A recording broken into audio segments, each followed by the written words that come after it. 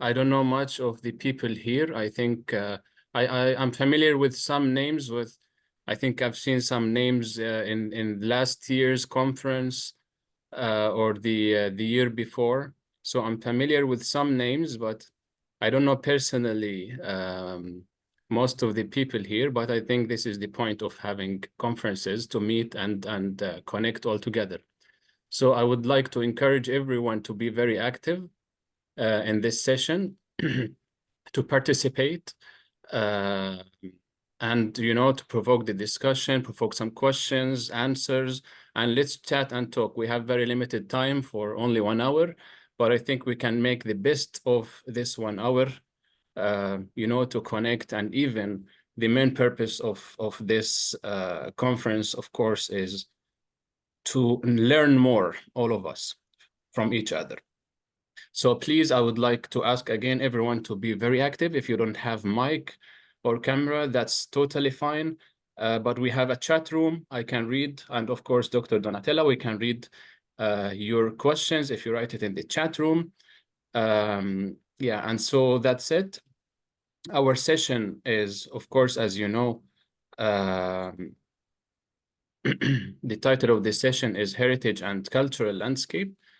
And of course, we know that our heritage is not only about our buildings or artifacts. It's about the soul of our communities, and it's about ourselves. It's not only about the past, but it's about how we shape our futures. Believe me, when I was reading some of the articles, we have 7 articles in this session. When I was reading the articles, I've written some questions not to question the article, but to learn from the article. And I think in the roundtable discussion, we will do that. So our session consists of, if I may share the screen so that you can all see, consists of 2 parts, 2 blocks. Let me know if you see the screen now.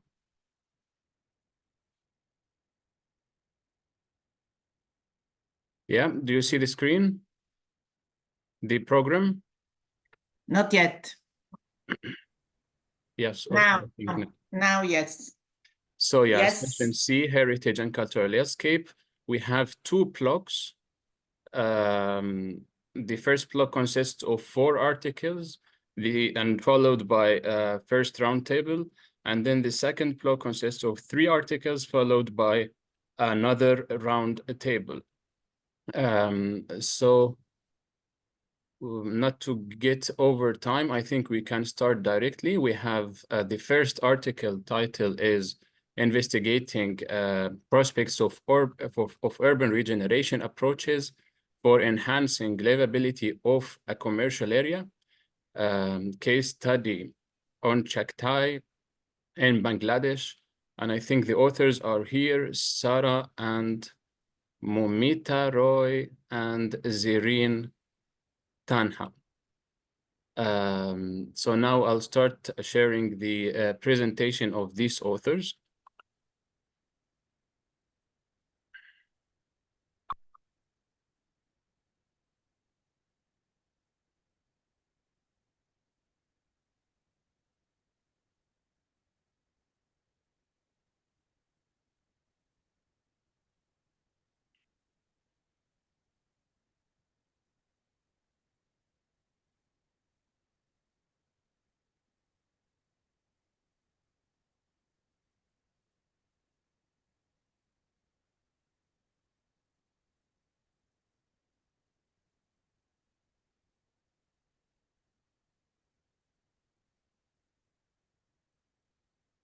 Disappeared. Now disappeared. I'm sharing the sound. Yeah. Okay. Would you like? I think now it's fine. It's coming. If yeah. I try? Not yet. Not yet in the video.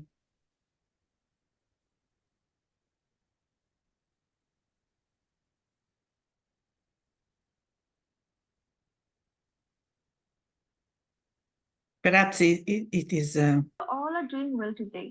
Before uploading. we delve into the depths of Perfect. conversation, Perfect. we want to take a moment to express our gratitude for the opportunity to share our research. Today, we have the distinct pleasure of presenting our research paper titled Investigating Prospects of Urban Regeneration Approaches and Enhancing Livability of a Commercial Area, Case Study on Chaktai, Chattogram, Bangladesh. Our inspiration and motivation for this research came from the thriving history of one of the significant commercial areas that has a major contribution to the economic prosperity of Chittagong city.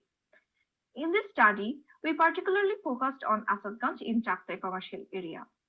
As we delve into the rich history of Chaktai commercial hub, we find that its significance lies not only in its size but the intricate network of waterways.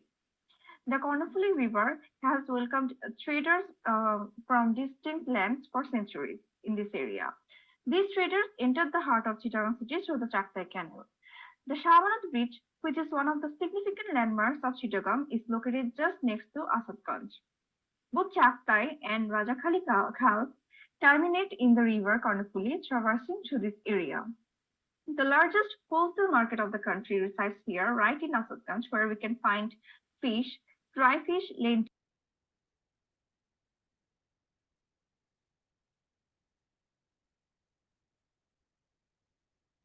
spices, and fruits. People from the suburban parts of the city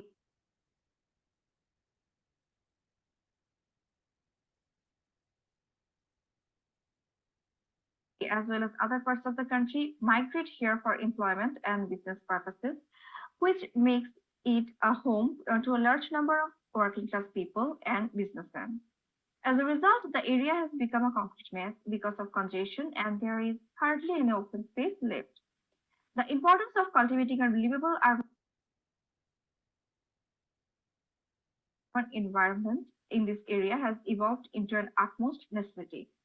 From the study, we have aimed to analyze the factors that are affecting environmental, economical, and users' well-being in this area, and also find possibilities for urban regeneration and upgrading livability of Chaktai commercial hub.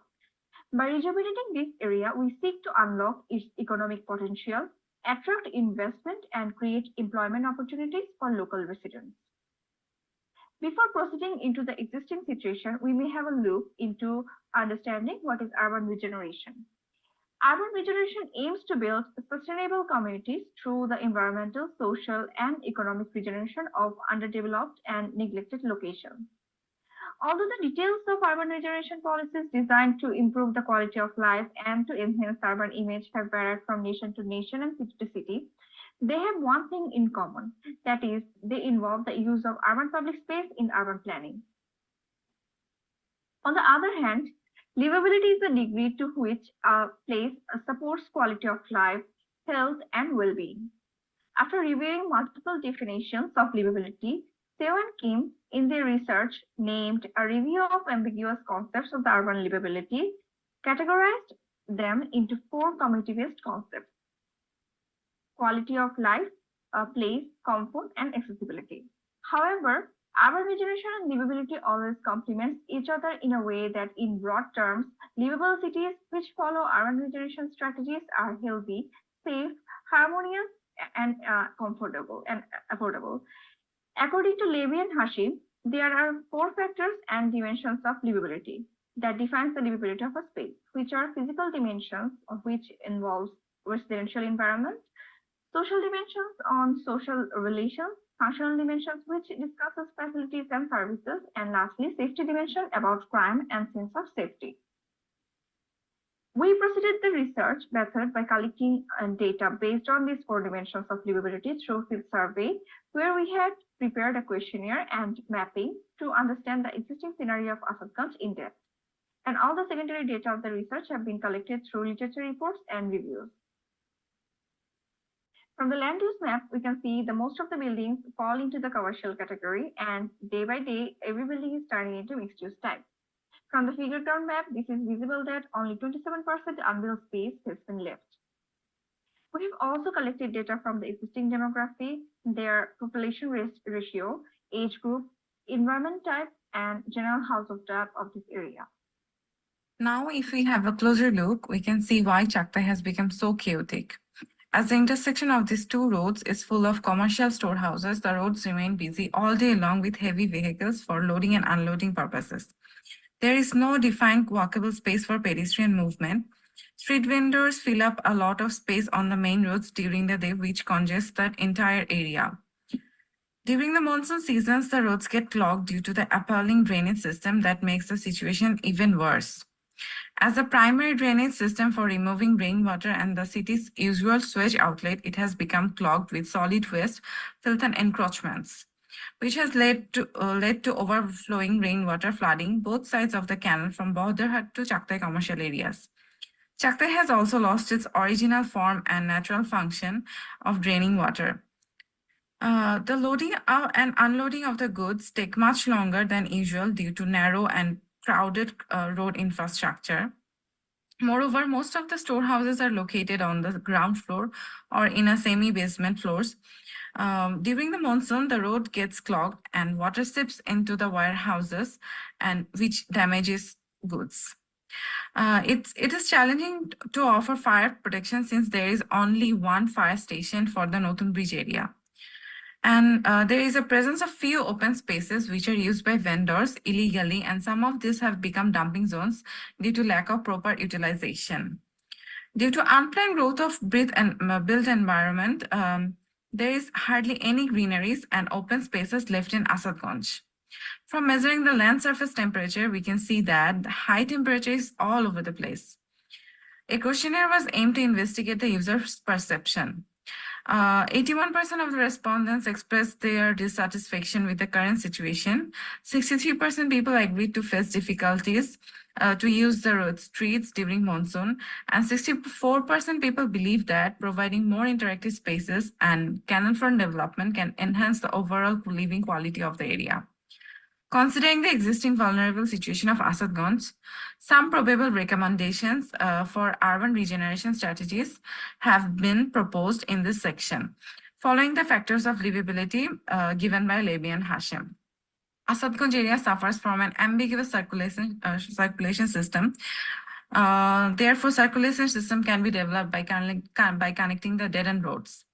A new pedestrian promenade can be proposed, integrating spaces for public gatherings, which may create opportunities for local entrepreneurship also.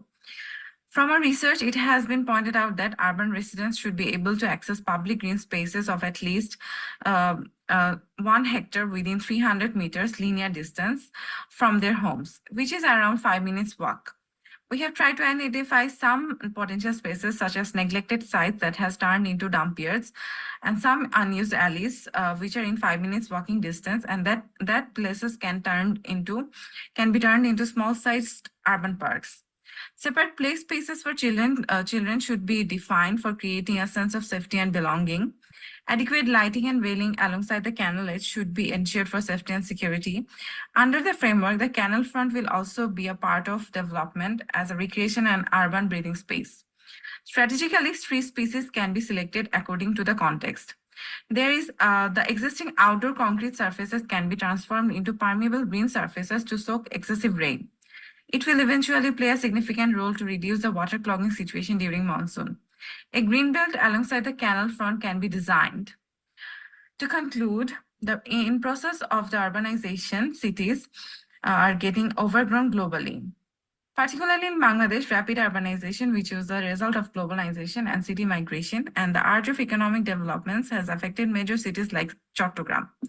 Through a careful examination of this area, infrastructure, and thorough analysis of this community needs, this research focuses on revitalization of Asadganj to bring life back to this area. These findings hold potential for guidelines for future development in undergrowing cities. They serve to aware policymakers of the detrimental consequences of the haphazard development initiatives. The results can also be applied to follow urban regeneration strategies of similar facilities in Bangladesh as a method that permits development without degrading the resources rather than enhancing them for better living conditions. Thank you, everyone. It was a great pleasure to present our research on such an important platform. Thank you.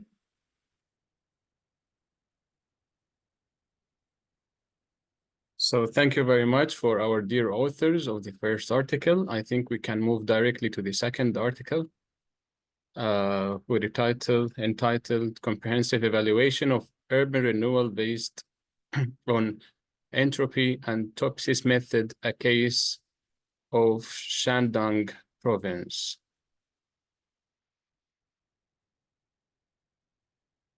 Of course, we will have the discussion roundtable after the first package of 4 articles.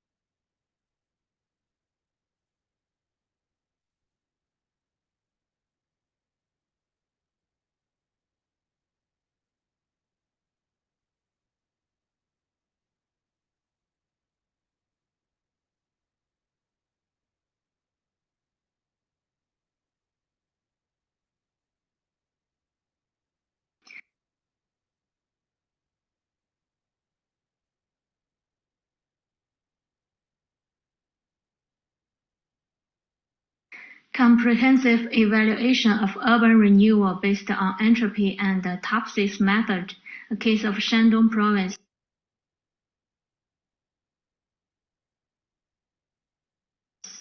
Abstract: urban renewal is one of the essential strategies of the 14th Five-Year Plan.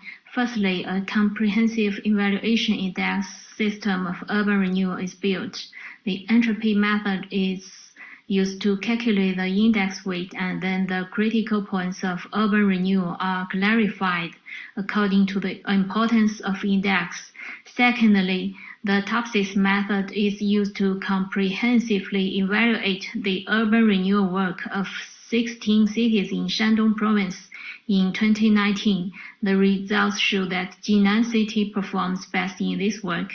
Finally, the problems in urban renewal process are analyzed, and specific suggestions are put forward to provide valuable reference for future urban renewal work. Contents. First, introduction. With rapid advancement of urbanization in China, urban development issues are increasingly prominent. Urban renewal aims to comprehensively improve the urban living environment, optimize the industrial structure, and promote sustainable urban, which gradually become a hot topic for governments and scholars recently. Implementation of urban renewal actions were proposed in the proposal on formulating the 14th Five-Year Plan for National Economic and Social Development and the long-range objective for 2035. Literature review. Foreign and domestic scholars have slightly different focuses on urban renewal. Foreign scholars mainly focus on research on urban renewal work methods. Domestic scholars focus on studying successful process cases at home and abroad, and analyzing work methods. It's necessary to improve methods to meet China's national conditions. An evaluation system with 4 first-level indexes and 10 second-level indexes is established. The entropy method and Topsis are used to comprehensively evaluate the urban renewal work of 16 prefecture-level cities in Shandong province in 2019. Current status of urban renewal in Shandong province. 3-year action plan for improving urban quality in Shandong was issued in 2019. 8 particular tasks are made in the plan. They are actions on style and characteristics enhancement, blue and green space improvement, air cleanliness improvement, road traffic improvement, life service improvement, governance capacity improvement, safe operation improvement, and civilized quality improvement. Evaluation of urban renewal based on entropy and TOPSIS method. Entropy and TOPSIS is a comprehensive evaluation method that combines the entropy method and TOPSIS. It can avoid the subjectivity of data and has no strict limit on the number of indexes. It is suitable for both small samples and multi-evaluation units. Therefore, it's used to comprehensively evaluate the urban renewal work of 16 prefecture-level cities in Shandong province in 2019. First, constructing evaluation index system. The table shows the 4 first-level indexes and 10 second-level indexes. Second, weight calculation entropy method. 1. Standardization, normalization. 3. Define weight. 4.3 Comprehensive evaluation TOPSIS method. First, construct a weighted matrix. Second, determine positive and negative ideal solution. 3. Optimal and worst distance. 4. Establish relative closeness. Conclusions and countermeasures. Urban renewal work has been actively promoted in various cities. The quality of urban renewal work varies greatly due to the different development levels of each city. Some cities fail to complete the annual goal. The main problems are as follows. Regarding promoting bloom-green space, treating effluent-weighted BOD concentration in urban sewage treatment plants in Dezhou and Heze is close to the annual target requirements. The related work in Jinan, Zaozhuang, Jining, Tai'an, Linyi, and Liaocheng is far from the annual target.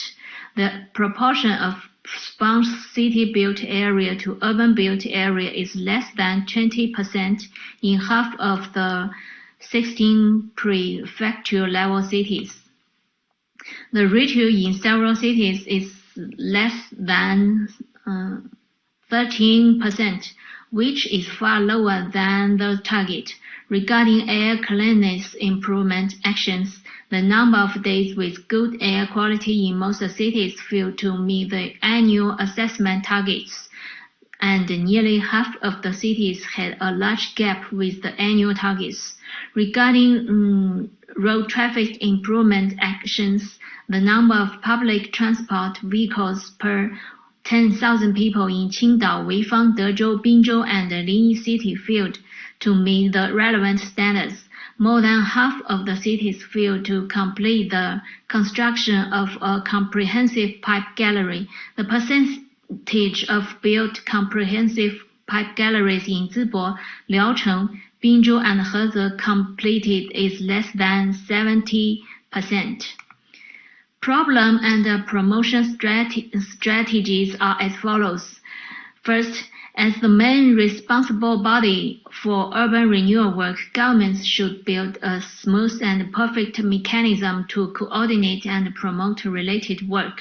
16 cities should take precise measures based on the local situation and economy. At the same time, a corresponding supervision department should be established to carry out dynamic monitoring, tracking, analysis, and regular work checks. Besides, fund support, including financial support and social capital investment, is vital. Second, multimedia platforms should be fully used to carry out various urban renewal, publicity, and education activities. Public participation should be enhanced through bulletin boards, science brochures, etc. Urban renewal work plans should be made with high satisfaction by public opinion, solicitation on public communication service platforms, so potential interest conflicts can be eliminated in advance. Public satisfaction with completed and ongoing urban renewal projects should be online or offline investigated to provide ideas for follow-up work. Open question options can be added to fully obtain public appeals as well. 3. As the connotation of urban renewal differs in different periods and city levels, cities must formulate urban renewal strategies according to local conditions based on full investigation. One size fits all must be avoided. The urban renewal model needs to be continuously innovated with the continuous development of urban economy.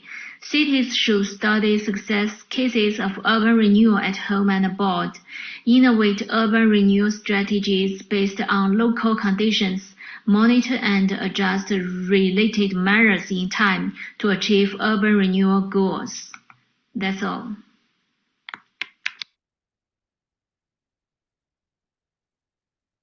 Thank you very much for our dear authors. We will now go to the third article, Countering Urban Redundancy, upholding the intrinsic value of a core area using a multi-pronged approach in Ashram Road in Ahmedabad, by Professor Mohik Acharya.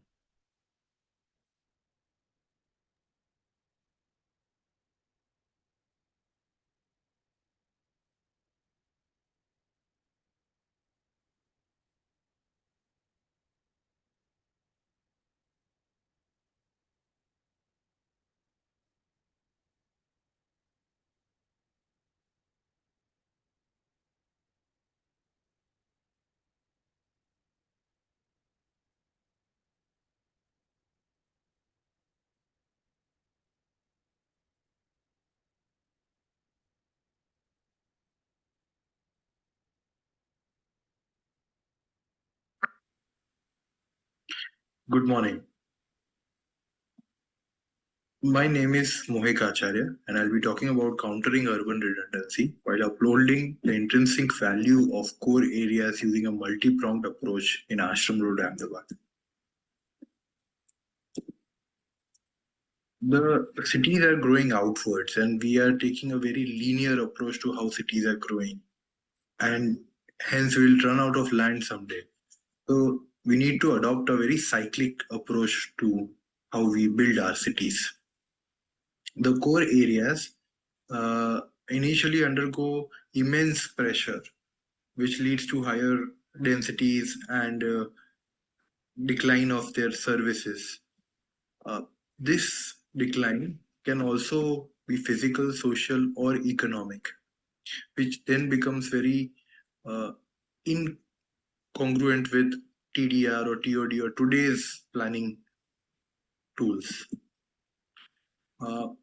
Now, the term urban redundancy is used to refer to the built and public spaces that may be rendered obsolete or unusable due to the following, these parameters. Now, there are statistical evidences that support that. We see that the central areas of Indian cities are facing these decline. So can the core areas be reused, repaired, refurbished, or recycled to conserve the life, utility, and historicity of inner areas? Yes, there are people who have looked at how the life cycle of city is, and they have rightly pointed out that city starts from a very infant sort of a stage and then dies. While we can also see that the Indian cities are adding more population in the suburbs, which is very different to how developed cities are, where we see that all these developed cities, because of economic pressures, which are deindustrialization or cost of living, etc., are or other reasons, maybe political or environmental, social, morphological, we see that a lot of cities have varied reasons for redundancy that comes into place. And there are different issues that these cities face. And each city has come up with a very unique approach to counter urban redundancy. which could be regeneration or market urbanism or renewal act or adaptive reuse, etc. So the idea is to develop a framework to counter urban redundancy in core areas while preserving their identity character, restoring their operational potential, and catering to the future needs of the city. And the methodology to look at this framework is to do a literature study and slowly build up to developing a matrix, which is based on a multi-criteria decision analysis method. If we look at the site that I've selected, which is Ashram Road in Ahmedabad. So Ahmedabad itself is facing decline in terms of its percentage growth and not absolute values. So the population is increasing, but we see that the growth has gone down. And while we see that for entire Ahmedabad, we can also pinpoint certain areas in and around Ahmedabad to understand how is the core functioning with respect to the suburban areas. We see that suburban areas are adding a lot of population and they are growing while the core areas are declining. So this stretch is Ashram Road, the red line. If you look at the causes of decline, Ahmedabad was started from the older part of the city, and once the development came on the other side of the river, which is the western bank, we see that Ashram Road started developing. And since the building started developing in 1950s and it became a CBD in 70s, 80s, a lot of building came up long back, and today they are outdated. And we see that there is a lot of dilapidation of buildings and edges, which are now used for FSR parking, or they are now dead, unused, and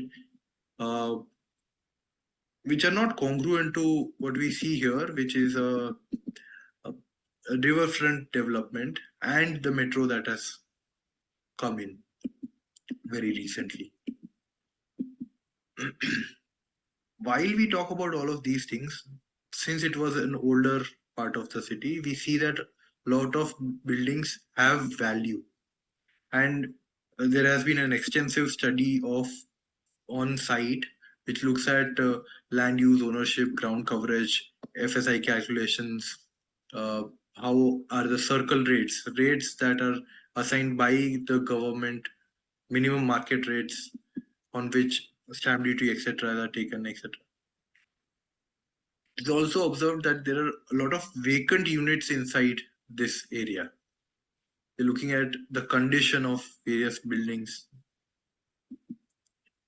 Where is the value? Is there an intangible value or architecture, physical value, which means to say that are these buildings that have value, or we see that Corbusier has made one building here, and there are certain buildings that makes the skyline of Ahmedabad because it is seen from the other side of the river, etc. Now, regulations also suggest that the development is lesser, and when we compute all of this into the existing morphology, we see that this is what it is, while the existing framework says that you can build so much base and the maximum you can build is this much, which shows that there are other dynamics that are in play. So when we look at market dynamics, we see that the CBD, which could be developed so much, is not developing as much as the other CBDs in and around Ahmedabad. And hence, a site is selected for exercising multi-criteria decision analysis method inside Ashram Road, which looks at criteria like plot area, ground coverage, FSI, roads, land.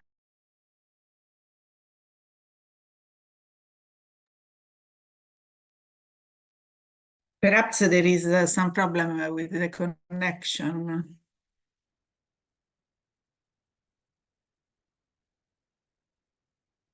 Now Hossein is again inside. Okay. To each of these criteria with a beneficial determinant.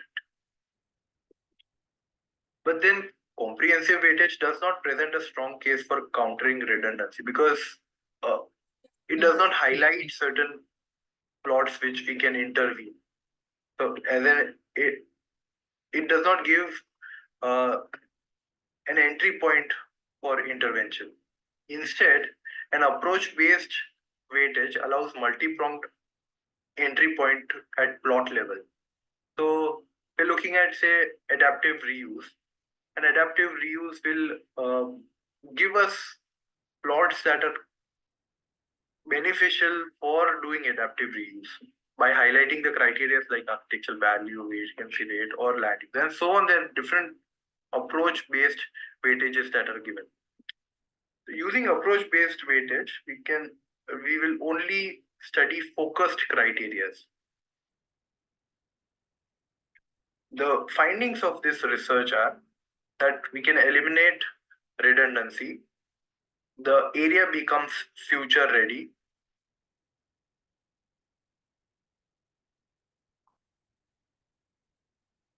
Okay, I understood that the screen is not shared. I will probably try again.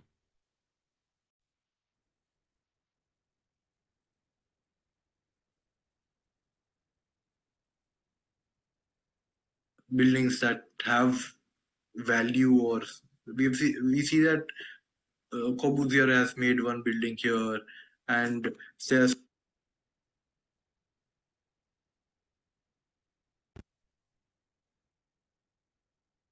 certain buildings that makes the skyline of Ahmedabad because it is seen from Perfect. the side of the Now. river, etc. Now, regulations also suggest that the development is lesser. And when we compute all of this into the existing morphology, we see that this is what it is. While the existing framework says that you can build so much base and the maximum you can build is this much, which shows that there are other dynamics that are in play. So when we look at market dynamics, we see that the CBD, which could be developed so much, is not developing as much as the other CBDs in and around Ahmedabad. And hence, a site is selected for exercising multi-criteria decision analysis method inside Ashram Road, which looks at criteria like plot area, ground coverage, FSI, roads, land use, ownership, condition, architectural value, and vacancy rates. And they are mapped. But these criteria definitely have a certain ideal condition that would make a plot good for countering redundancy. So they are identified and normalized. For example, a plot area which is 3,500 square meters is ideal for development, or a ground coverage is ideal for something, or so much FSI is probably ideal, or footprint is so much ideal, etc. Once the normalization is done, a comprehensive percentage weightage is given to each of these criteria with a beneficial determinant. But then comprehensive weightage does not present a strong case for countering redundancy because it does not highlight certain plots which we can intervene. So it does not give an entry point for intervention. Instead, an approach-based weightage allows multi-pronged entry point at plot level. So we're looking at, say, adaptive reuse. And adaptive reuse will give us plots that are beneficial for doing adaptive reuse by highlighting the criteria like architectural value, vacancy rate, or land use, and so on. There are different approach-based weightages that are given. So using approach-based weightage, we will only study focused criteria. The findings of this research are that we can eliminate redundancy. The area becomes future ready, which is context sensitive, and there's increased public spaces. And in conclusion, I would like to say that an approach that considers the multidimensional aspect of redundancy in core areas is crucial for sustainable urban development. And ultimately, countering redundancy is not only step towards revitalizing the core, but it also acts as a pivotal move towards creating more resilient, inclusive, and sustainable cities. Thank you. Thank you very much, Dr. Mohik. Dr. Donatella, would you like to take over, since it seems that you have a better and a more stable connection? So would you like to take over the session? I didn't listen to you very well. I say it seems that you have a better connection. Sorry? So would you like to take over the session?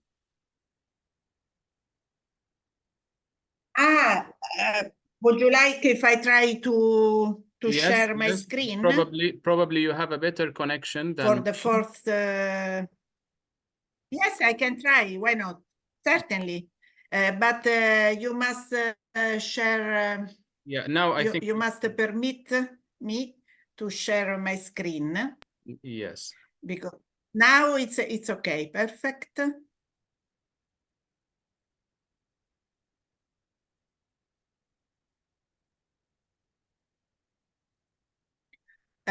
For the fourth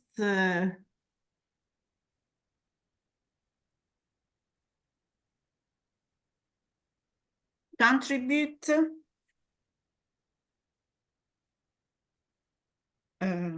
I try to begin. Good evening, everyone. We are Professor Cindy. Just to introduce, mapping and revitalization of libraries of Santa Catarina and San Pedro Garza Garcia in Nuevo León, Mexico, by Professor Sidney Melissa Godinez and America Desiree Frein Ramirez. Melissa Godinez and America Desiree Frein, research assistant.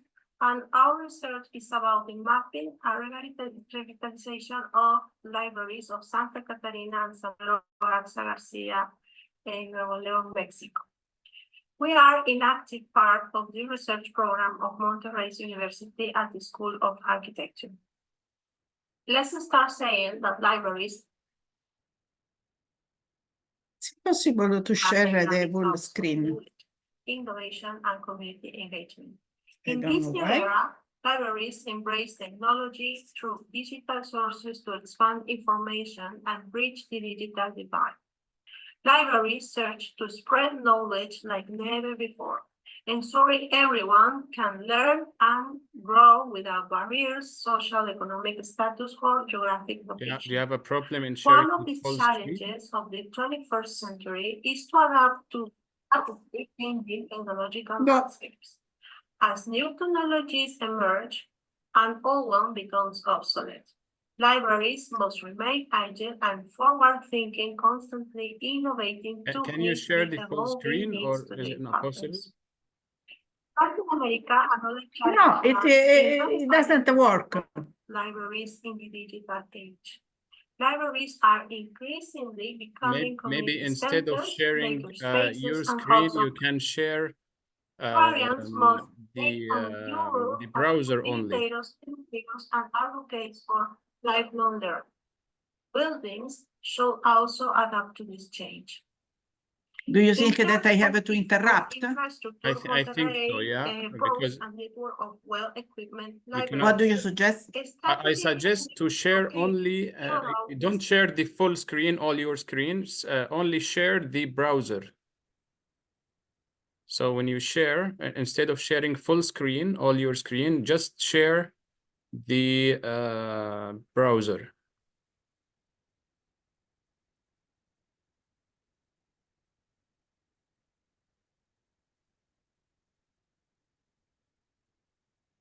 Good evening, everyone. We are Professor Cindy Melissa Godin, our dynamic hubs of knowledge, innovation, and community engagement.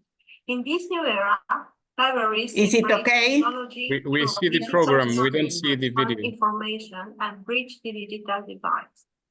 Libraries that could spread knowledge Yes, and because it's not ensuring everyone shared my screen.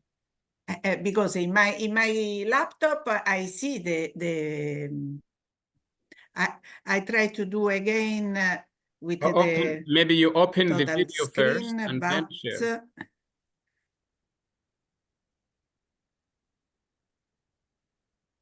Good evening, everyone. Perfect. We are Professor Cindy Melissa Godinez, an American research assistant.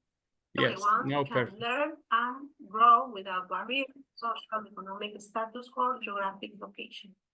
One of the challenges of the 21st century is to adapt to rapidly changing technological landscapes. As new technologies emerge,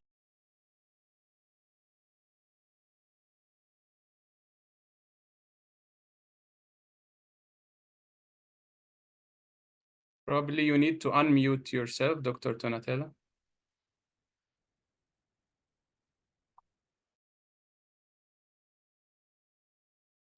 When you mute your screen, when you mute your... librarians must take on new roles as facilitators, educators, and advocates for lifelong learning. Buildings should also adapt to this change.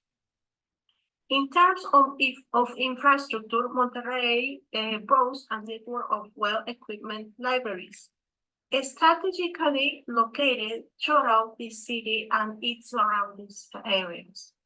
These libraries are designed to be accessible and welcoming space for all, with modern facilities, comfortable seating area, and dedicated space for study and collaboration. One of the notable features of the library system in Monterrey is its adaptability to the digital age, recognizing the importance of technology in modern education and information dissemination. Monterrey's libraries have embraced digital sources and online services. Patrons have access to a wide range of digital materials, including ebooks, audiobooks, and online databases, allowing for greater convenience and flexibility in access information. However, despite these strengths, Monterrey's libraries face challenges that must be addressed to ensure their continued relevance and effectiveness. One such challenge is the need to reach underserved communities and address disparities in access to library services. The study aimed to map the libraries to propose strategies to expand outreach efforts, establish mobile libraries, or partners with community organizations to bring library resources to those needing the most. This research seeks to understand how design choices within each library cater to the specific educational, cultural, and technological needs of the respective communities. In what ways the physical layout and atmosphere of each library promote engagement with knowledge and encourage interaction among community members, and how the libraries utilize technological advancements to offer seamless access to information and create dynamic learning spaces for future generations. Public libraries have positive impact, and it extends beyond individual enrichment. They function as community hubs, fostering a sense of belonging and connection. Libraries offer gathering places where people can connect with others, participate in social events, and build relationships. They play a crucial role in bridging the digital divide. By addressing knowledge gaps, we can gain a deeper understanding of the multifaceted ways libraries enrich communities. This knowledge will allow us to refine strategies and maximize the positive impact libraries have on the lives of citizens, ensuring they continue to serve as vibrant hubs of learning, connection, and cultural exploration for generations to come. In the ever-evolving landscape of information access, libraries have transcended the role as mere repositories of books. They are transforming into dynamic cultural centers, fostering learning, connection, and a sense of belonging with their communities. At the heart of this transformation lies a critical element often overlooked: architecture. The deliberate design of libraries shapes user experiences, influences accessibility, and ultimately plays a significant role in shaping the knowledge and cultural landscape of the surrounding community.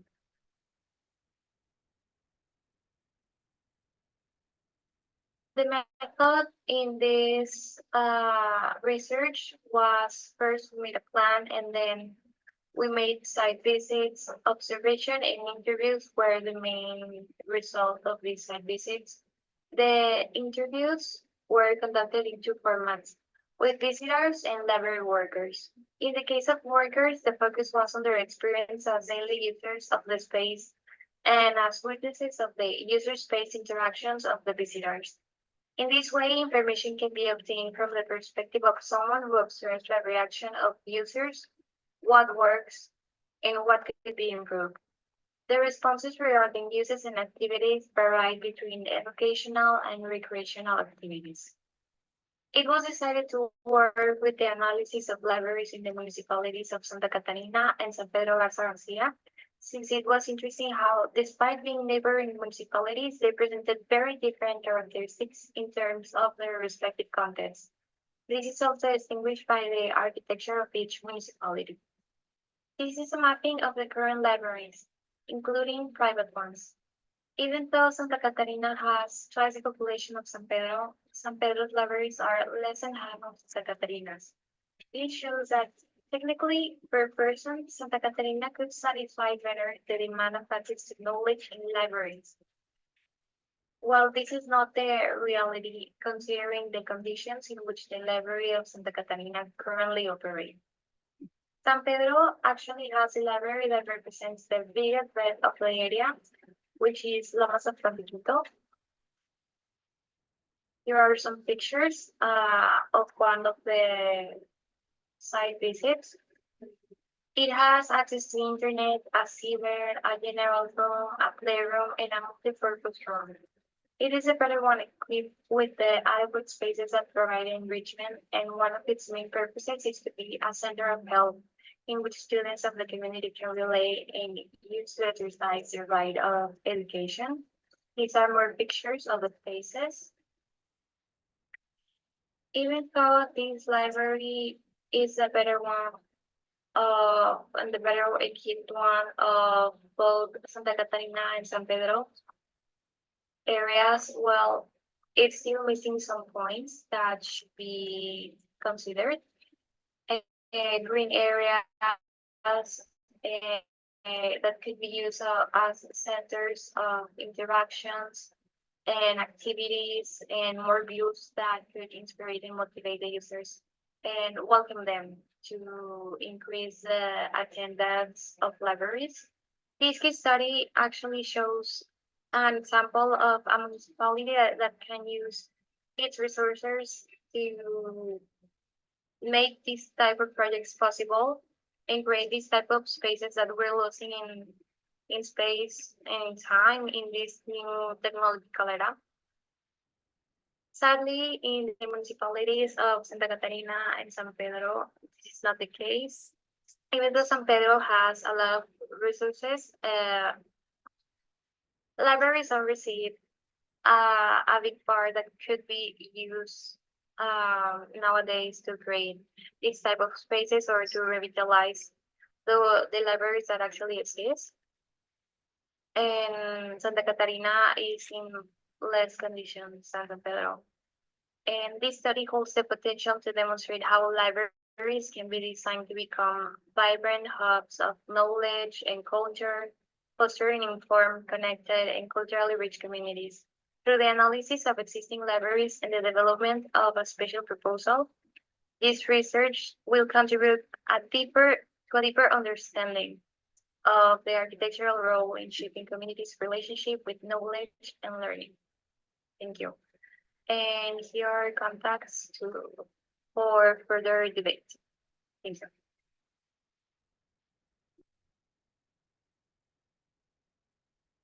Il metodo Unger è una truffa.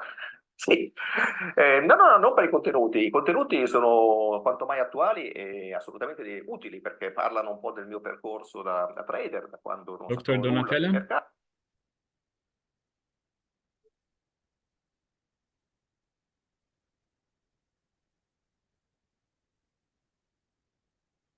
Dr. Donatella? Yes, now it's perfect.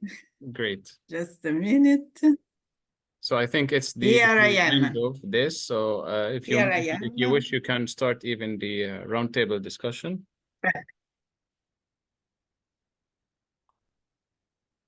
Yes, of course.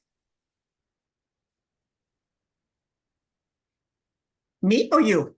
You or me? Well, I think all of us. It's not about one person. So all of us, I think. All of us. course. Perfect. I have a lot of things to say and something to ask, but you can start if you like. No, I noticed only that it's only a very let's say interesting point to address, that all the papers are actually addressing the main core point of urban renewal and regeneration. Probably the last article about the libraries was a bit different because it's addressing more of the social habits of people. But the first three It could be included. Yeah, of course, because there are different aspects under regeneration and cities. And the question that I always had in mind, even before the session, when I was reviewing the articles, the abstracts and the presentations, was what is the relation between these topics and keywords with heritage and cultural landscape? And the only answer I had to myself is that actually urbanization and the problems and the crisis we are having nowadays in our cities, it is what actually shapes the future. And we are currently, at the present time, we are the culture, we are the heritage, we are the history of the future. So it is as we are preparing ourselves for the coming generations. And I think probably Dr. Horaksh did this on purpose. So if you see, you'll see that session C and D, they are discussing cultural heritage, but in different ways. The articles are addressing cultural heritage and landscape in different ways. And I find it very interesting to have these articles speaking about renewal and regeneration and revitalization under cultural heritage. I also had several questions to the authors, but probably on a very particular case. So for example, I have a couple of questions for the first article, another question for the second and third. But before going to the questions, if you want to, Dr. Donatella, if you want to raise a point or if you want to make a statement, please go ahead. Yes, please. Can I share my screen again? Of course. Okay. Just I have prepared a little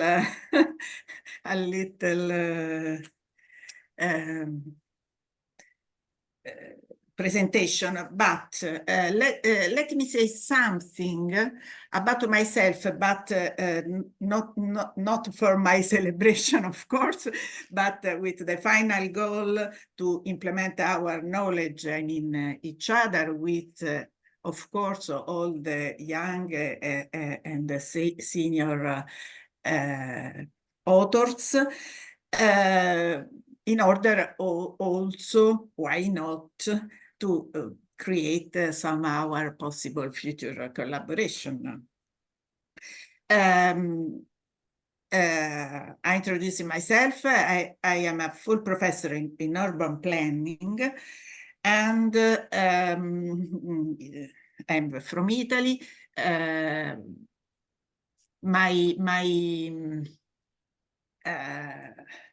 How do you say, my research field is oriented to urban plan, but also to landscape features.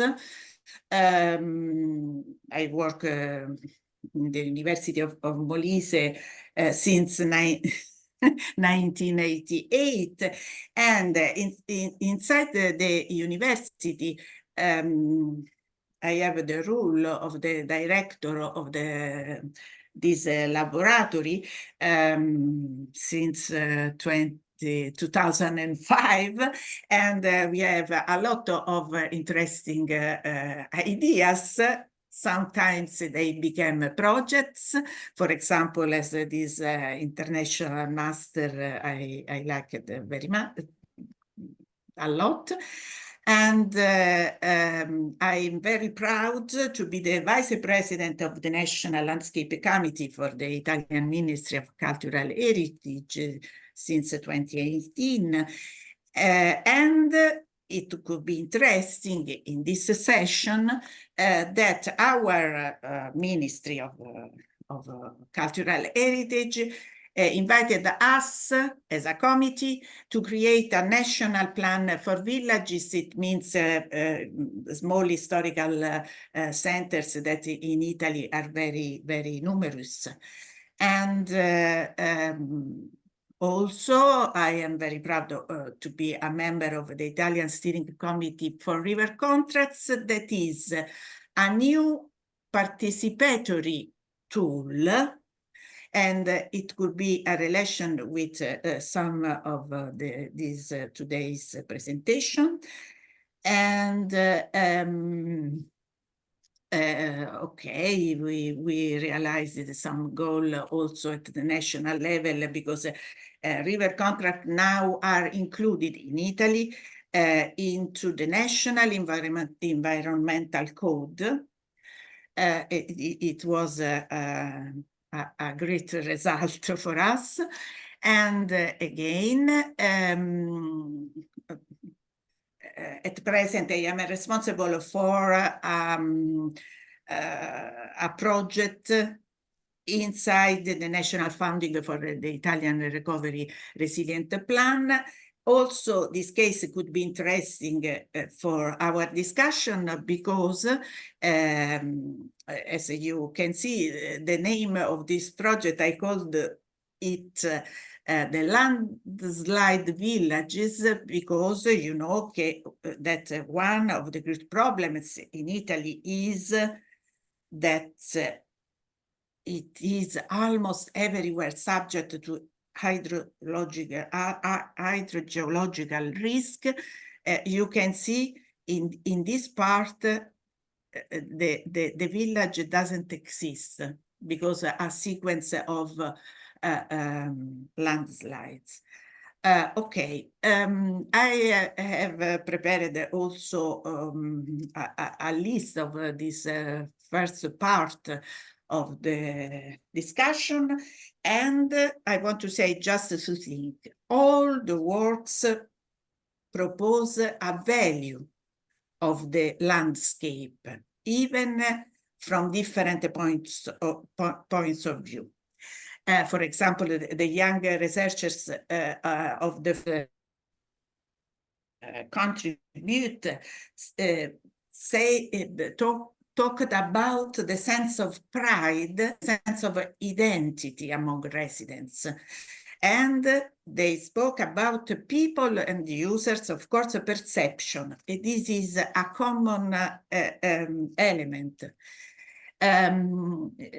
Of course, it was oriented to improve the urban quality. Also, for example, the second contributes, in which there are introduced subjective factors. This is another important thing. Landscape is nothing without people. And the third, for example, proposed us an interesting point of view. He talked about the intrinsic value, and he made, and I have to make a question about tangible and intangible factors. Not factors, really values. And I think that the tangible was about architectural value, but he included also the intangible value. And I have, in order to eliminate the redundancy, that was his final goal. And again, the fourth contribute really focuses on the community knowledge, and that is another important intangible element. Anyway, I want to stop me just to conclude that, as Hussein said correctly, regeneration means also the involvement of social factors.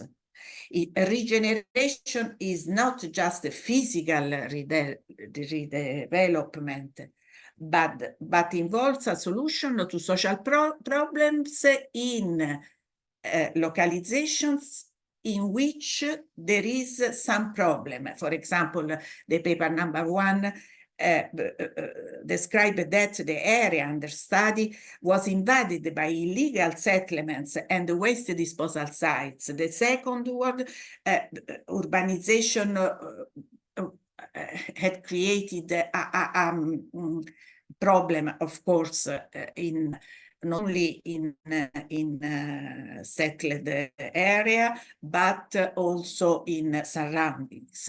And I have a question also for this paper. And again, for example,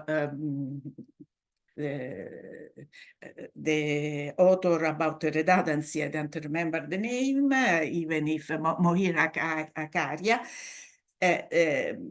showed us some landscape in general. It was urban areas, putting in relation the causes of the big changes, the war, the earthquake, etc., etc. And it is interesting because the condition is perhaps of the settlements is the same, but the causes are different. Anyway, I conclude my little presentation, but if I could make some question, I have especially 2 questions. Can I, or do you prefer? I think Professor Donatella, you have made a significant contribution to this session. It's an excellent conclusion that you have done to the session. I mean, your presentation was spot on. Your speech was wonderful, very well prepared. I'm truly speechless because the way you concluded and you linked all of these articles together and the aspects is really magnificent. I totally agree with you that our cities without the heritage is nothing. And probably also looking at these articles in front of us, one from Bangladesh, another from China, India, and Mexico, looking at a very critical cases around the world in terms of population and densities and rapid also, increase in population. And we know probably, I don't know if the rates changed or not, but but Bangladesh is the most dense city in the world. So it is raising the main point of identity of cities. So you know, with the population, with the problems that come with population and urbanization, the question of identity is always questionable. And this is always related to the people, to the culture, to the social norms, to the cultural norms, to the physical, growth of the cities, to the economic situations, to the government also and policies and everything. So I thank you so much for your short but very concise and perfect presentation. I think due to the time we are over time, but we can of course take one question if you don't mind, Professor Donatella, from your side. And there is another question from one of the audience, Ordine. So probably we can take a question from Ordine. And then we can take your question, Professor Donatella, and then go to the other part of the session. Ordine, can you do you want to ask? Do you still have a question? Yes, just to know. Yes. Yes. Yes, I want to ask two things, but first of all, I'd like to check with you how many relations are in the second part, because you know that one author didn't upload the video, so I don't know if they are in now present. Because in the program, there are no presentations. In the program, we have, but they are not in the conference, because for the second part we have Rim Merazad and Yamina Nesissa, and I think that they are inside. Is it true? Sausan and Fatma, are you here or not? The authors of the second article. Are you here in the session? Oh, the second, because we haven't the video, so I don't know what we can do. Okay, so I think we can skip. If they are not here, we can skip. If they are here, but, we can give you... In the list of the participants, they are absent or present? They are absent. They are absent. I'm calling for them, and there is no, they answer. Didn't answer, so they are absent. So in the second... Okay, and for the second part, we have only to contribute. Yes. The urban revitalization and the small historical centers. Is it true? Yes, this is true. Is it correct? Correct. Yes, correct. Okay, perfect. So we have the time. Okay, so anyway, my question was, especially for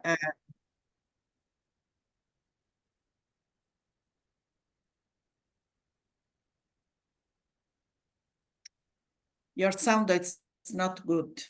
Yes, go ahead, Professor Donatella. Go ahead now with your you question. Are mute.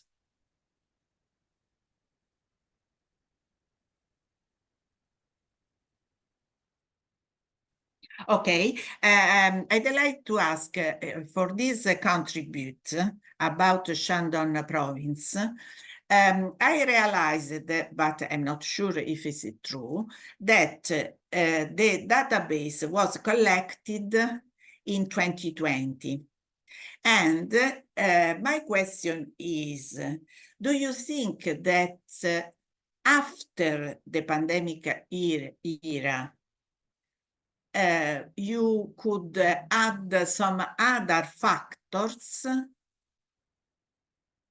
In general, my question is if you think that it could be implemented for our global new situation.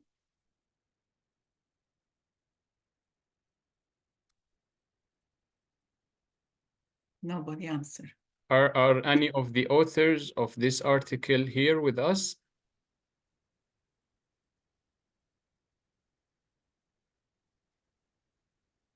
Yes, I see in the list of participants. Vabbè, they are not interested in discussing with us.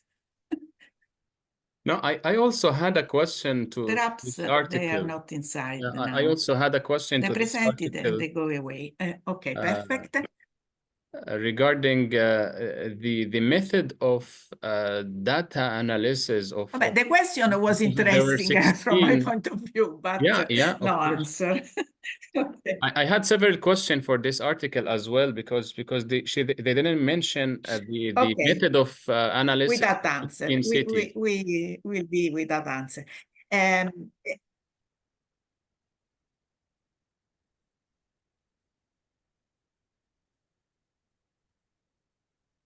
Yes, and I think that today we have to have another mind, no? Because Yeah. we have to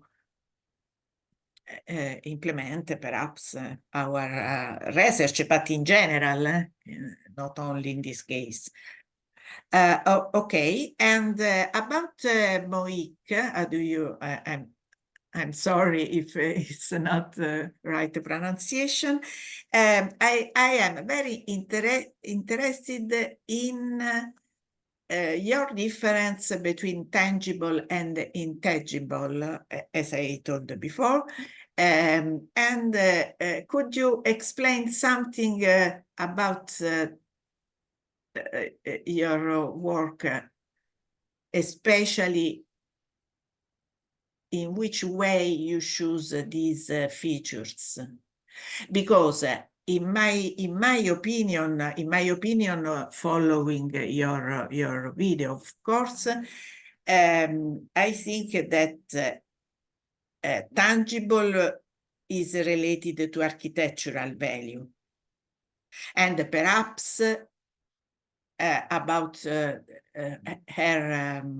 shape, how do you say, her importance also in the position of the in the location, no, in which they are, and perhaps also related to their condition, etc., etc. But about intangible, I think that it's always is important the same that tangible, because I understood, but you must tell me better, that is related to the feeling that people have about these buildings or these places or sites, etc. Is it correct, my opinion? Thank you. Yeah, so I hope I'm audible. Am I audible? Sorry? Yeah, hello, can you hear me? The sound, it's... Am I audible? Hello. Okay. So as I understand your question, you're talking about the intangible values that the site had, that I was trying to take in under the research. So this site is very historically relevant for the city, and there are places, projects inside this site which do have tangible values, but they also provide an intangible value for the city. As for example, there's this long riverfront stretch which becomes a congregation space for the city. There is a town hall which has a historic memory of the place where people used to. This was the first project on the other side of the river bank. So people from the other side of the city used to come here, have ice cream in the night, and go back after watching a late night show. So these kind of values are the values that we need to uphold while we redevelop cities today. Because if you look at Indian cities, they are very fast-paced urbanization uh, approach that is currently happening in here. So we do have to realize that our cities, every Indian or other cities, do have their own values which we should not overlook while we start redeveloping or developing at a rapid pace. I hope I have highlighted the intangible values in the site.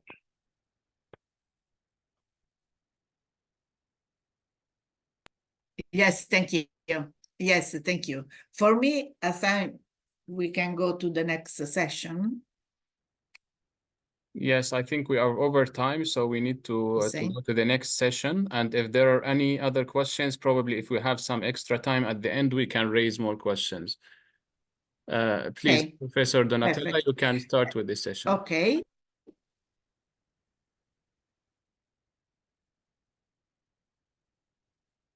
Okay. We can go to the next one. Okay. Now we present the video called The Urban Revitalization of Neighborhoods as a Lever for Urban Progress by Ritme Mezzelad and Yamina Nesissa. Good morning. My name is Rim Mezzelad. The same problem than before. Okay. I'll try it again.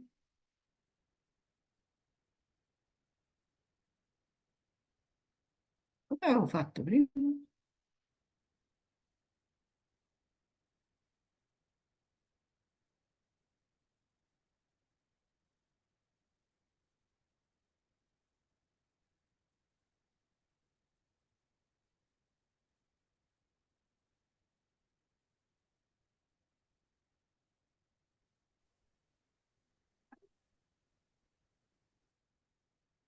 Che mi avevano detto di fare, Ilenia, non mi ricordo.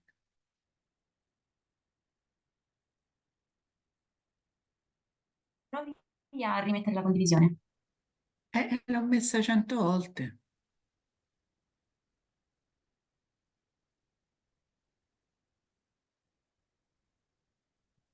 Perché poi era andato? Oh, ecco.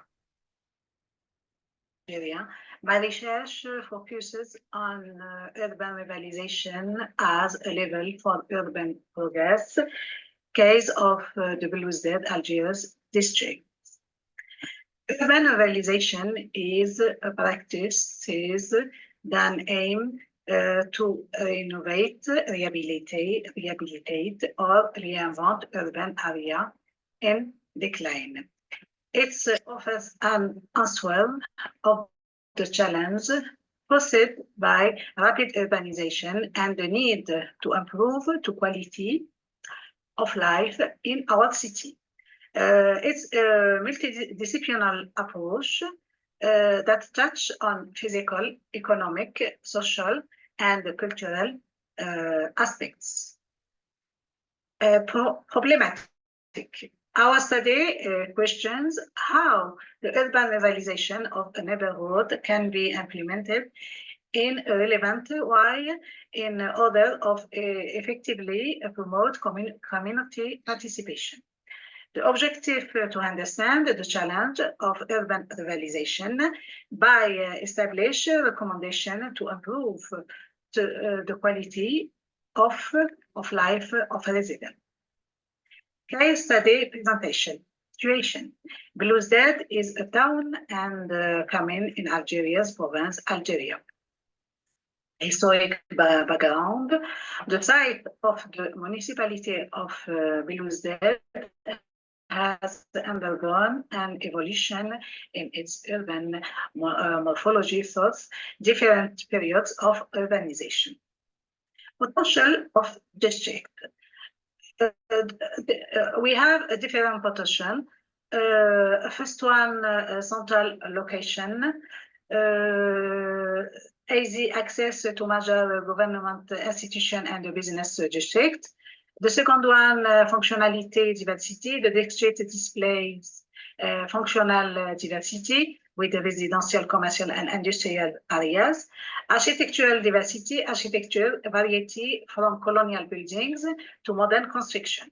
And the last one, renovation potential, a potential of revitalization with understood building and land that called modern and functional spaces.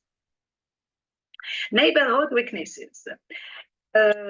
We have, for example, the first one, industrial heritage. The presence of old warehouses creates a challenge for those as they often require costly decontamination.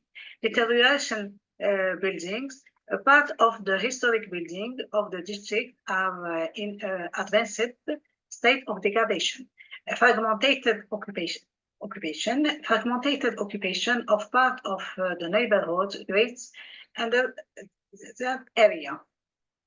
And the last one, the buildings is a state of wasteland, abandoned shed and warehouse constitute an industrial decay, reflection on their roots.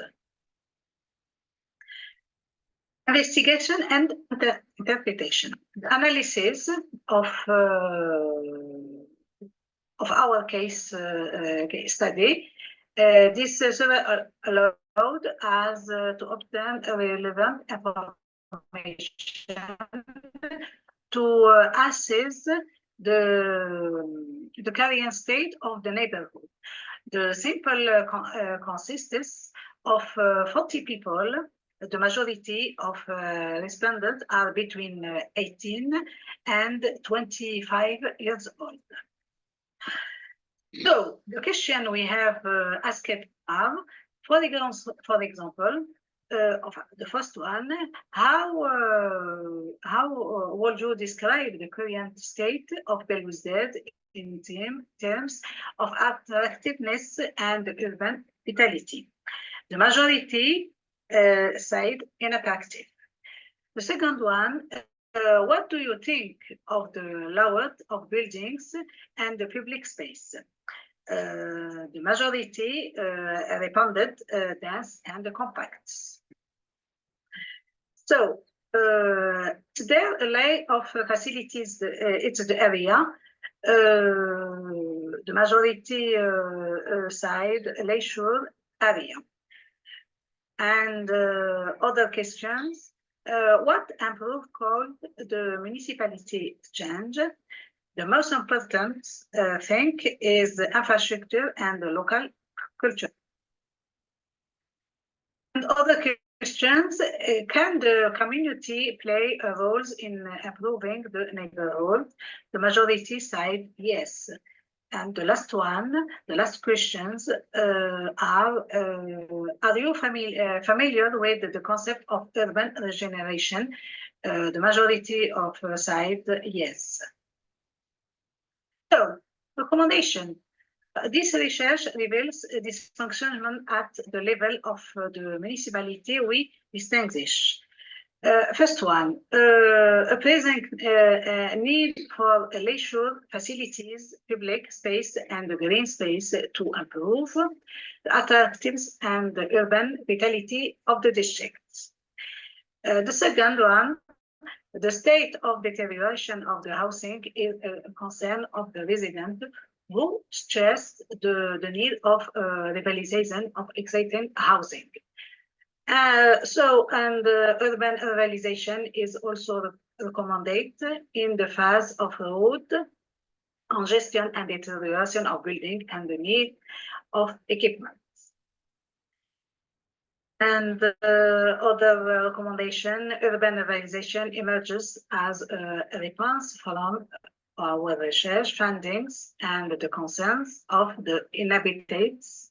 This convergence leads us to reflect on collaboration between residents and authorities to implement an effective revitalization projects. And the last one, it's important to establish partnership between local authorities, urban planner, and community actors to ensure the success of the realization.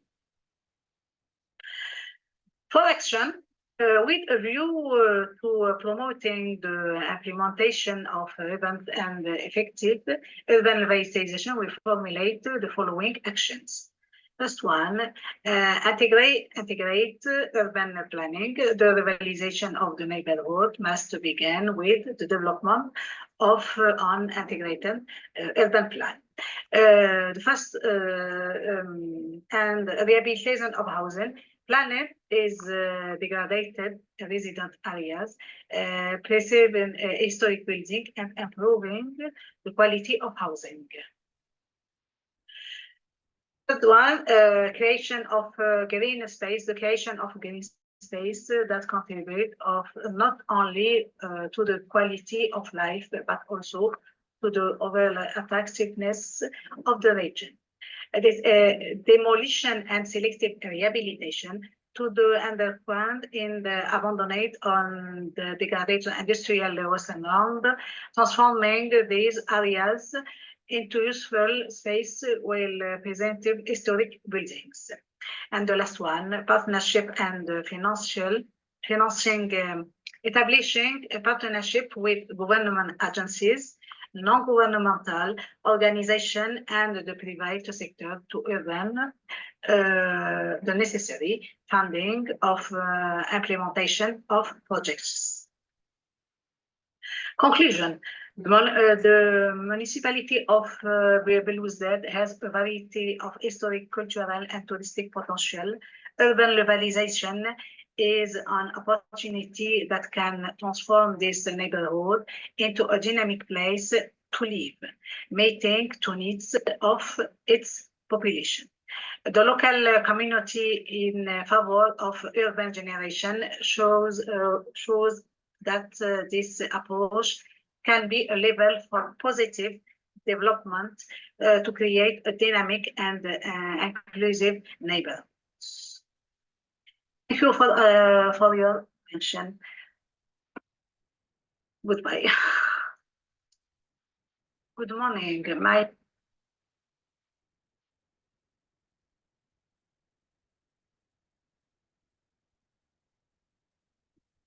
Okay, we can pass to the last one contribute in which I'm involved, but it will be presented by Ilenia Ruggero, small historical centers and their connection with the landscape,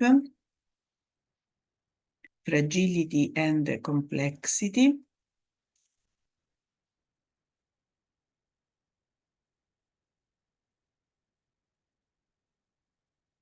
So good morning to everyone. Our work on The same problem.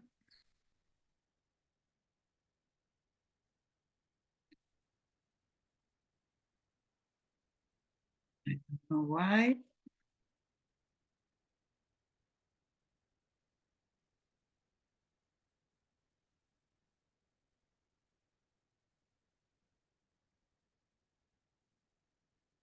Non lo so perché.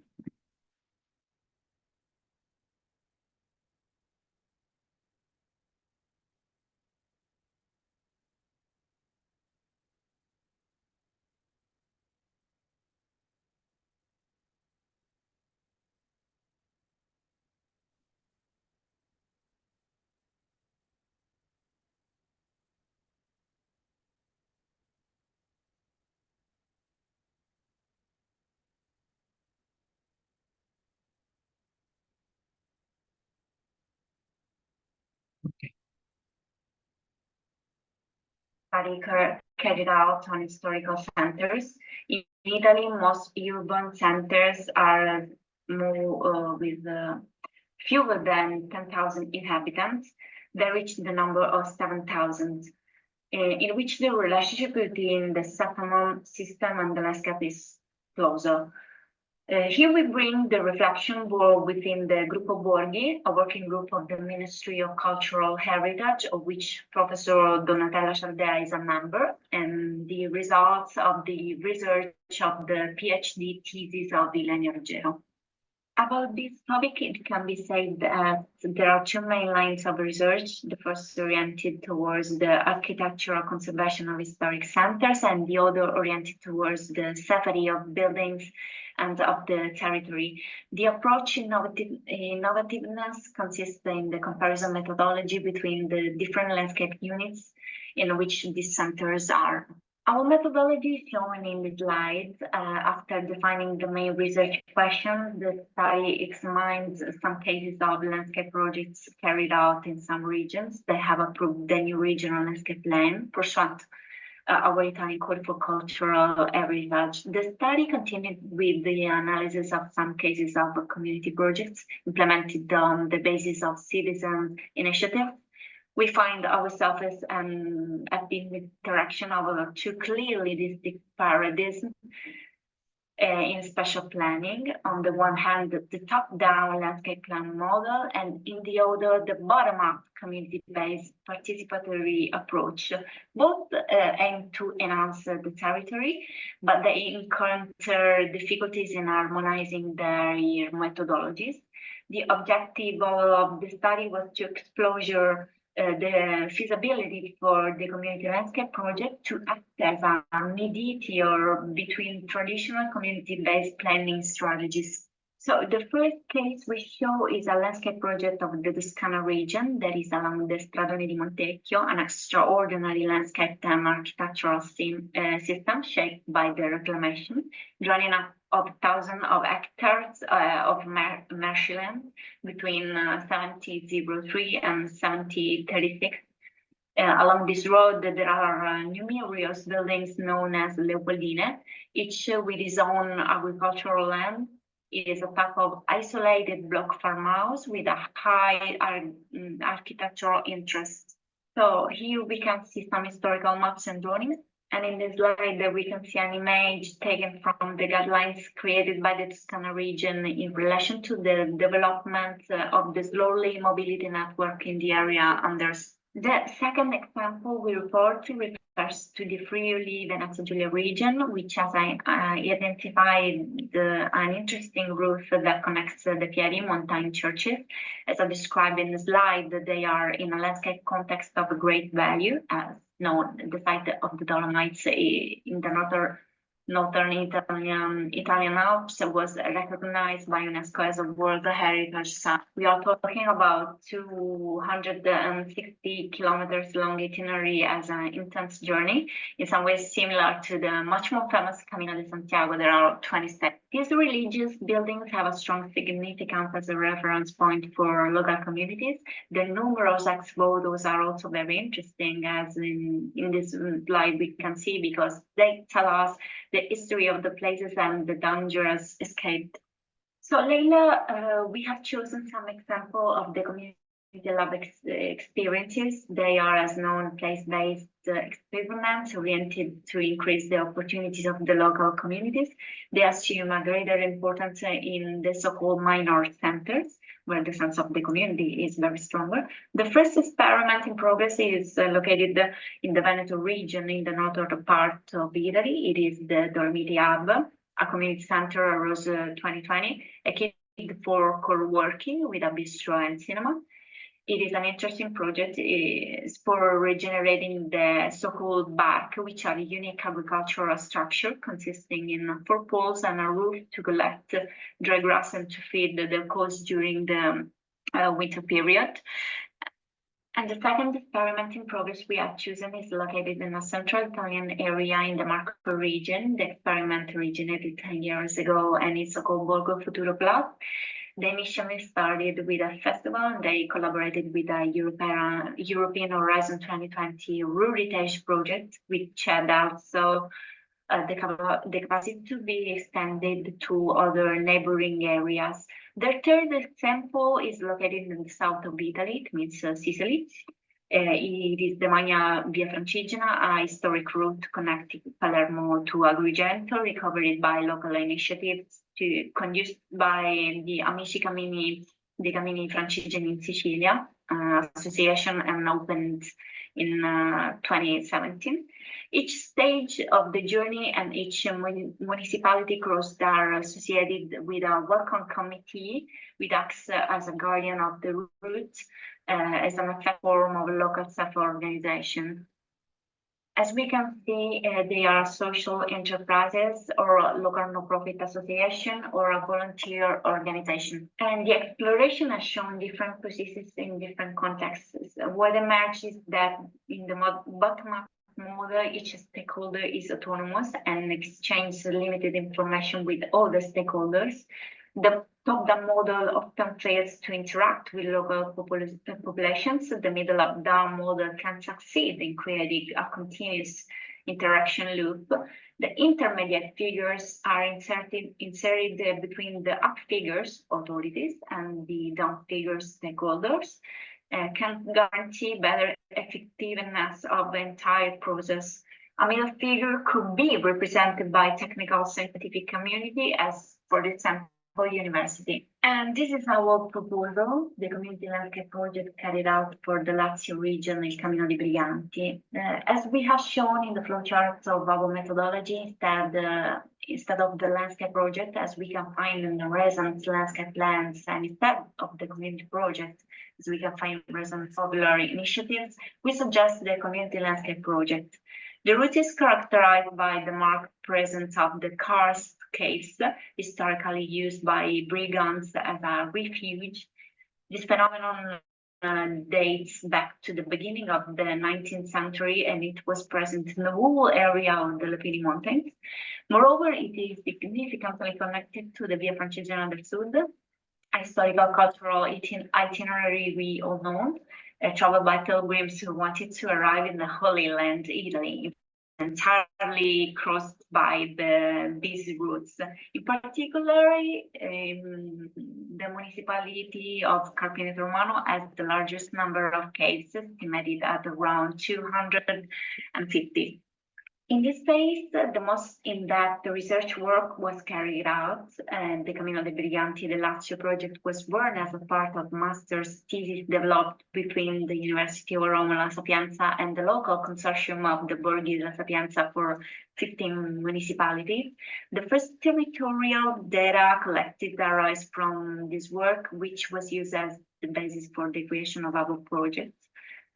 The second phase of data collection concerned the study of the landscape evidence highlighted in the current landscape plan of the Lazio region, which envisages some priority areas which are above all characterized by the strong values, also from the agricultural point of view, and includes also degraded territories to be enhanced.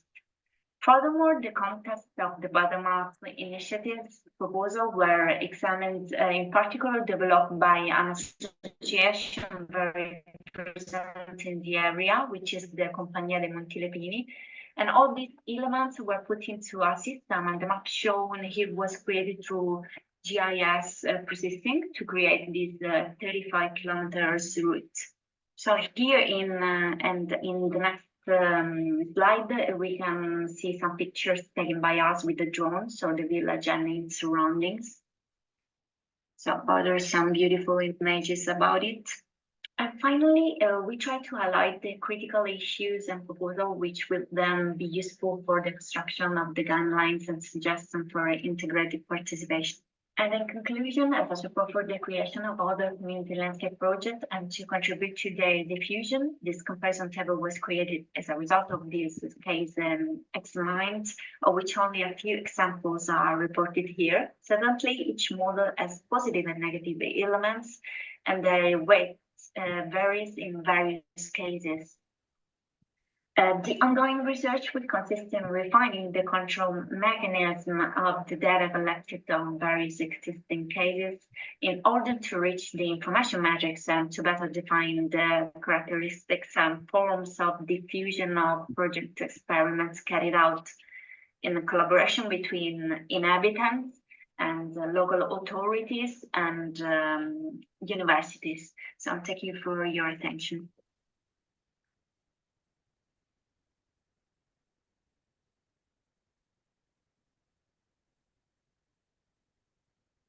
Here we are. Anyway, about questions, for example, I could be some question for the first contribute of this second part, but I think that authors are not present, because in the list I didn't read anything. If they are, tell us, but I don't think so. And I have a question about the last compete. So, Hossein, you can take some question. Yes, thank you so Or much. other participant, of course. Thank you, Professor Donatella. I don't know. Well, let's call for the last time for the authors of the first article, Rim and Yamina. Are you here? Are you around to take questions or no? In the list, I don't see them. Okay. I also had a couple of questions for them, but since they are not here, I only can raise a general comments. Probably they will see this recording later if Dr. Horagsh will share this with the authors. So I just have a general, actually, I don't know if it's a question or it is only something to highlight for both articles. Regarding the title of both articles, I mean, when we look at, let me even share my screen. Yeah.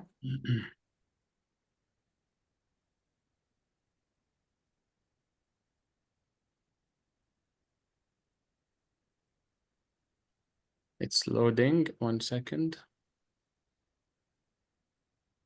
Yeah. Yes. So when we look at the first block, the first part, we find that the 4 articles always state a very particular specific context, Bangladesh.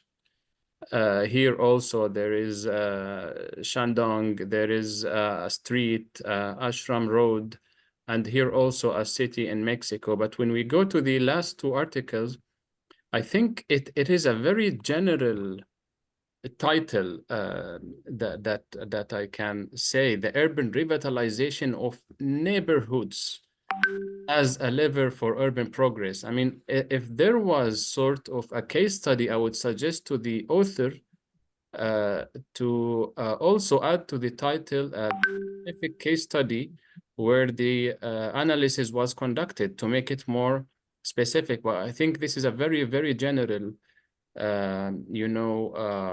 title. And also in the conclusion, also the conclusion was very titled, it was very, very general, as in 2 neighborhoods. And we all know that cities are not the same, neighborhoods are not the same. So we need to treat them differently, although they might seem similar somehow. So I wish they were here to answer the question. But also the last paper by yourself, Professor Donatella, and I think your PhD student with a complete thesis, if I'm correct. I think it's a very rich work. I congratulate you on this. It's a very rich work. I can see that also in the richness of the content and the maps. But I also had the same comment. Why very general title? Why small historical cities or centers and their connection with the landscape? Why not to mention the case study itself, whether it's in Italy or wherever it is? The reader can actually follow up with the title and the study. Probably this is a question and maybe you have an answer. I don't know. Yes, sure. But no, the only thing in which you are right, even if in the full paper we address the topic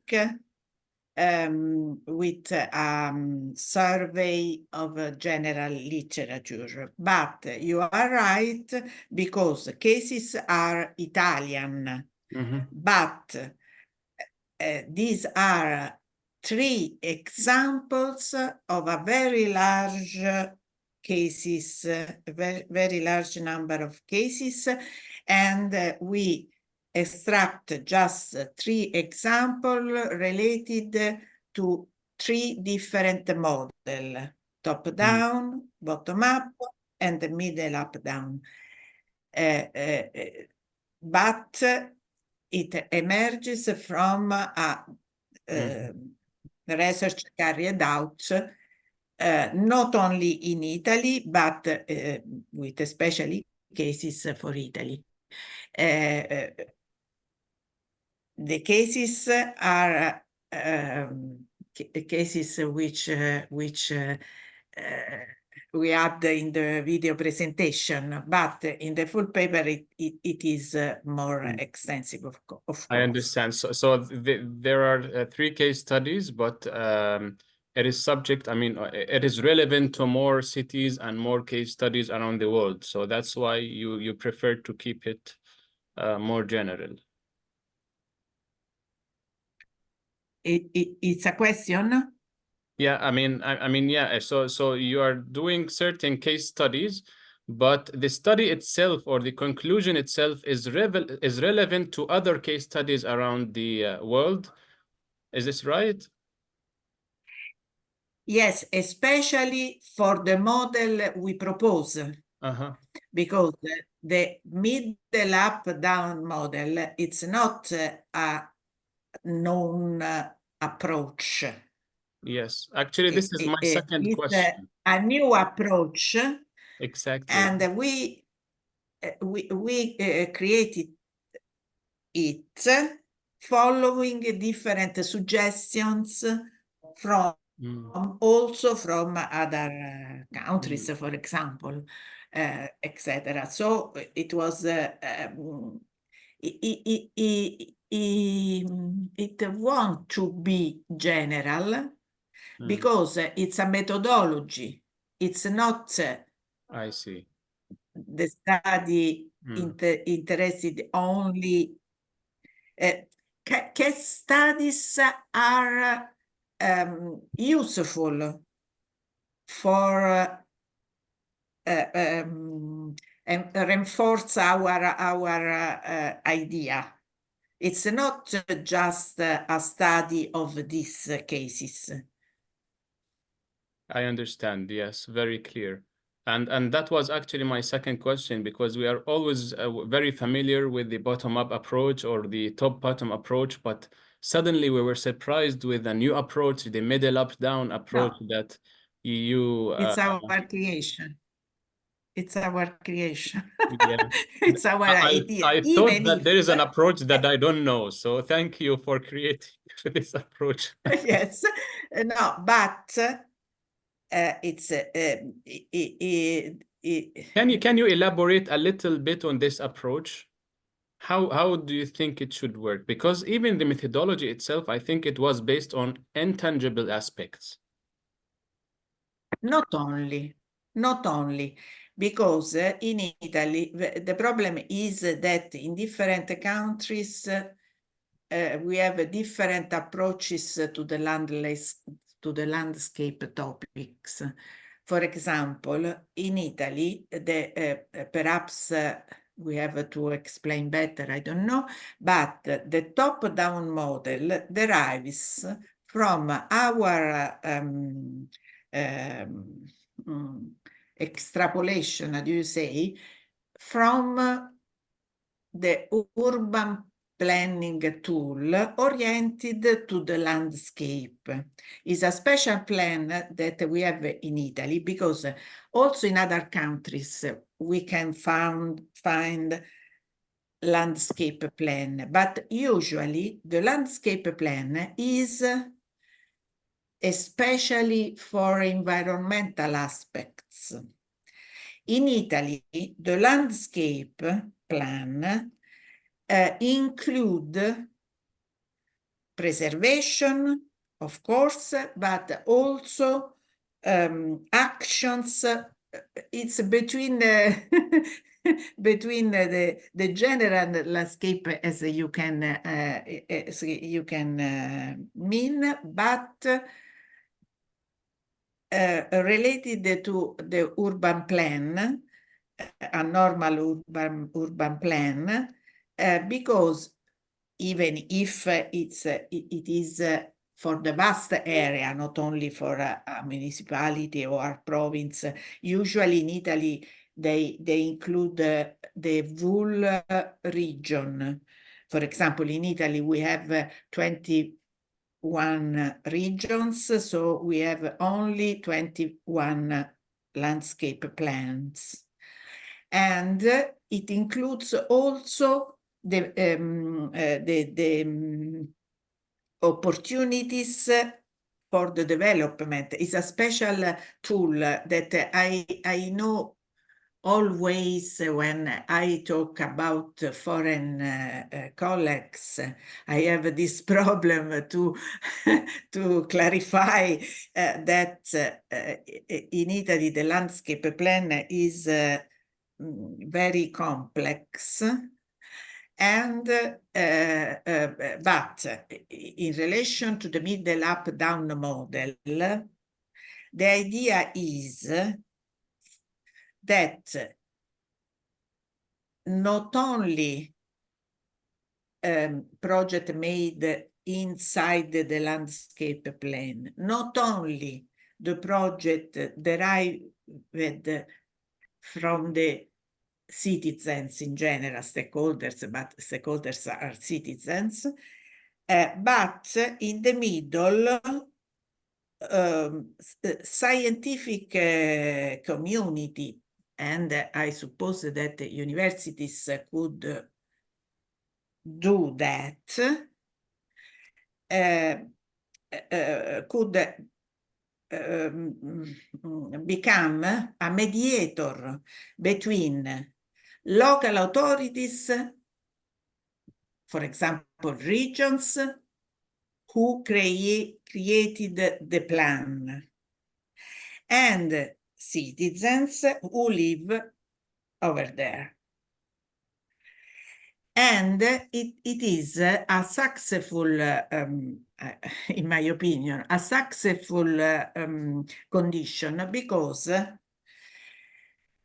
also in other conditions, in other countries, etc., when local authorities ask to university to help, in brackets, them, in inverted comma, them, the knowledge of the landscape, the knowledge of the territory is more complete, is more integrated, also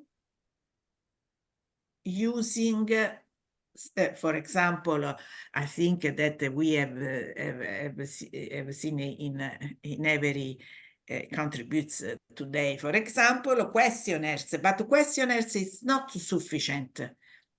We have to include some other possibilities to interact with the people, with the users, with the population, with the residents, etc.